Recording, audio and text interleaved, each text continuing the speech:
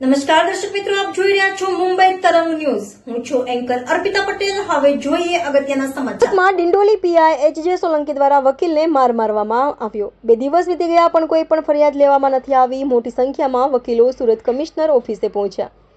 જો પોલીસ ફરિયાદ નહીં લેશે તો કોર્ટમાં આ બાબતે ફરિયાદ કરવામાં આવશે. સંયુક્ત કમિશનરને આ બાબતે જાણ કરાઈ હતી.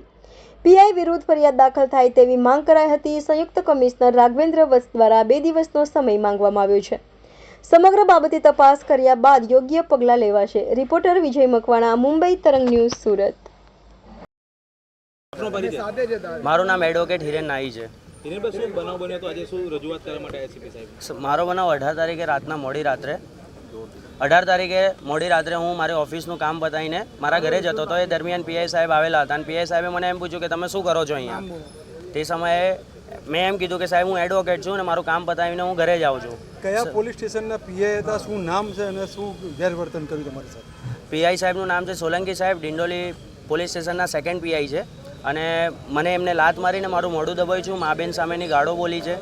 શા માટે આવું એમણે કર્યું તમને કે? સાહેબ એ તો મને પણ નથી ખબર કે એમને મારી સાથે શું કામ આ બધું કરેલું છે. અત્યારે શું રજૂઆત કરી? અત્યારે જોઈન્ટ સીપી સાહેબને, અમારા એસડીબીએના પ્રમુખ, ઉપપ્રમુખ અને અન્ય હોદ્દેદારો સાથે અમે જોઈન્ટ સીપી સાહેબને રજૂઆત કરેલી છે કે આ મારી સાથે જે મિસબિહેવ થયો છે એના ઉપર જલ્દી ને જલ્દી એક્શન લેવામાં આવે અને ફરિયાદ કરવામાં આવે. એમને શું કહ્યું? એમને સારો એવો રિસ્પોન્સ અમને આપ્યો છે. એમને 2 દિવસનો ટાઈમ માંગ્યો છે ઇન્ક્વાયરી કરવા માટે અને ઇન્ક્વાયરી પછી જે હશે અમને જણાવશે.